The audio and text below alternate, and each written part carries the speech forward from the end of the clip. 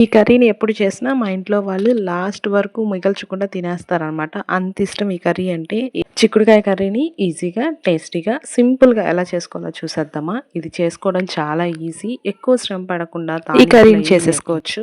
ముందుగా చిక్కుడుకాయలు తీసుకొని శుభ్రంగా ఒలుచుకున్న తర్వాత కడుక్కోవాలి. తర్వాత ఒక ఉల్లిపాయ, అలాగే 3 పెద్ద టమాటాలు తీసుకున్నాను నేను. ఆ తర్వాత ఇవన్నీ ఒక గిన్నెలో తీసుకొని, ఆ గిన్నెలో చిక్కుడుకాయలు, 2 స్పూన్ల కారం, పసుపు తగినంత, 1 టేబుల్ స్పూన్ ఉప్పు, అలాగే నూనె వేయాలి. ఇందులో మనం మెయిన్‌గా గుర్తుపెట్టుకోవాల్సింది టమాటాలు, కారం, నూనె. ఈ 3 కొంచెం ఎక్కువగానే ఉండాలి. సో దట్ మనకి చాలా గ్రేవీ థిక్‌గాను, చాలా కలుపుకోవడానికి కూడా చాలా బావుంటుంది. మనం వేసిన కారాన్ని, ఉప్పుని, నూనెని, పసుపుని ఈ ముక్కలకి బాగా పట్టించిన తర్వాత మనం ఒక గ్లాస్ వాటర్ తీసుకోవాలి. ఒక గ్లాస్ వాటర్ తీసుకొని దానిలో పోసేసుకోవాలి. పోసేసుకున్న తర్వాత స్టవ్‌ని హై ఫ్లేమ్‌లో ఒక 10 మినిట్స్ ఉంచి, తర్వాత లో ఫ్లేమ్‌లో 10 మినిట్స్ ఉంచి కలుపుతూ ఈ కూరను గనక ఉడికించుకున్నారంటే టేస్టీగా, ఈజీగా అయిపోయే క్విక్ రెసిపీ చిక్కుడుకాయ కర్రీ రెడీ.